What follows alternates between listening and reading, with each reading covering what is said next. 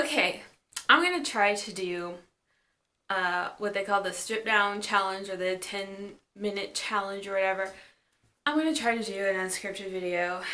Not very good at them, but I just decided to challenge myself a little bit again. So, if you notice, I'm like awkwardly pausing, awkwardly looking around.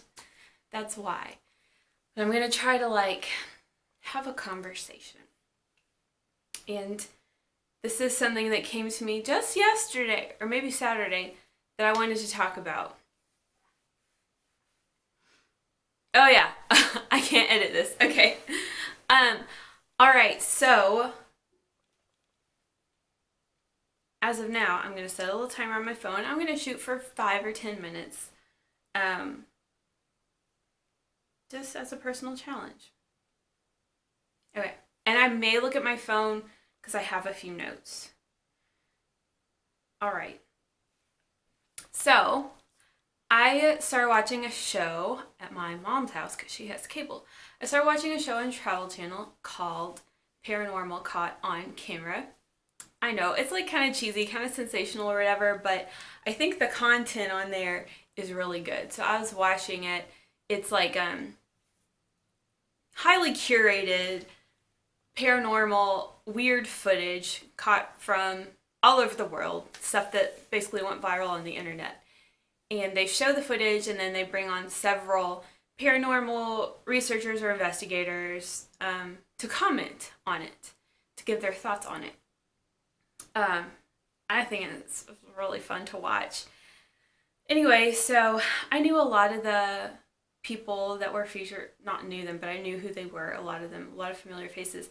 But some of them not. So it'll at the bottom it would show their name and then what they're from, whether it's a show or whatever, or a podcast or whatever.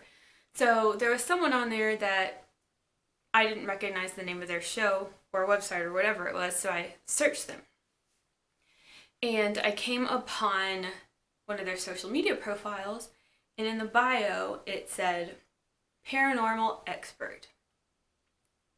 And since then I've been said who? Who decided that? Did you crown yourself a paranormal expert? Or did you pass a national exam? I don't understand how you can say I am a paranormal expert, with full belief I'm a paranormal expert. I think I just couldn't stop thinking about that. I'm how? At what point? At what point do you become a paranormal expert? And also a little side note, the one problem I had with the show and with a lot of paranormal research in general is people got up there and they were just stating things as facts. Well, as you know, or as many of us know, when the light bulbs flicker, that means the ghost is drawing energy out. How can you just state that? People are stating things as facts when they don't actually know. And that's what I don't know. I'm always very particular when I'm speaking about the paranormal, as I'm always it's possible that, or it is said that, or, don't just say, this is how it is. When there's a cold spot in the room, that means a ghost is right there sucking the heat up so it can do something. It's just ridiculous. How do you know this? And when I saw Tim Binnall speak at Strange Realities Conference 2019, he started off saying something there are no professionals in this field. And it was really encouraging. It was very welcoming. He's just get into it. There's no qualifications. Just jump in. And that's always been very inspirational since I heard it, because I hope to one day be a voice in the paranormal field, whether people want to share their stories with me or get my thoughts on something. I want to be contributing in this community in some way. So I kept wondering, how the heck do you become a paranormal expert? When can I advertise myself as a paranormal expert, please? I don't know. Like, no shade to that person, but it's just that the terminology, maybe I'm too picky about choice of words and stuff.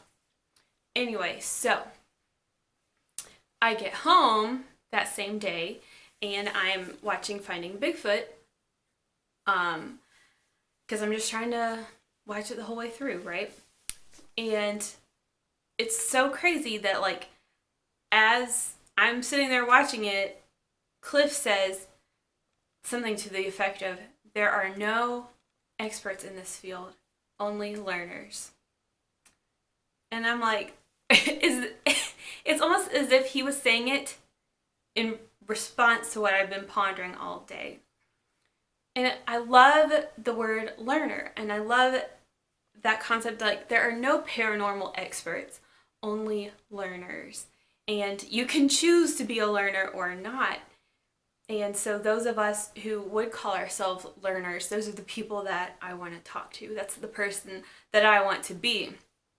So a lot of the times I find myself really not knowing how I stack up, like how much of a paranormal knowledgeable person am I? Like, how knowledgeable am I about the occult and stuff like that? So now I feel like I can just say I'm a paranormal and occult learner. I like that a lot. Let's see what else I wanted to say. Oh yeah, and that does also sound much better than enthusiast, you know? So I like the term learner. And how far along are we? Okay, I talked for like 6 minutes. Oh my god. I guess that's all I really wanted to say on this topic, so I'm probably going to edit out any more quiet moments. I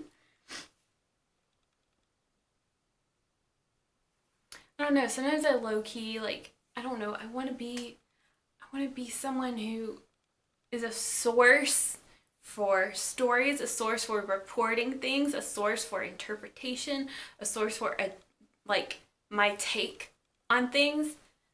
I would even like to be maybe a source for cleansing or healing or something like that. But I don't know if I'll ever call myself a paranormal expert. And I don't think that going along with that, I don't think I'll ever, like, have a belief that doesn't evolve. Like theories, you know, like if I have a theory about what cold spots mean, that doesn't mean that that's fixed. That doesn't mean that that's what I'll always think. That's just what I think right now. And that's where, like, people will call out occultists and stuff for being inconsistent, for contradicting themselves, when really, like, in 1945 they believed it, like, to be like this, but then after more and more practice, by like 1957 they think it's like this. And there's importance in that evolution, and I wouldn't call it inconsistency. This is actually something that we talked about in business school.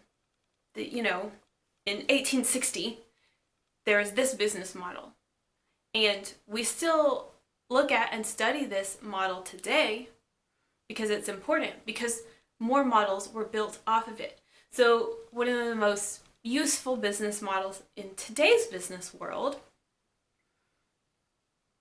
although it's not the same as that 1860s business model in any way, it's still important to study that and know that that's how people looked at it at one point.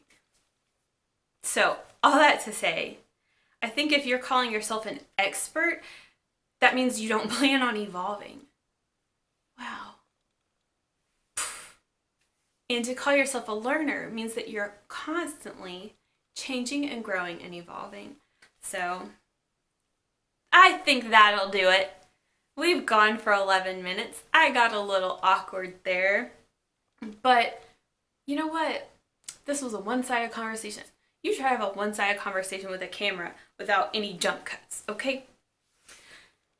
Maybe I won't edit this. Maybe I'll just leave it really embarrassing and raw and put it up there. I just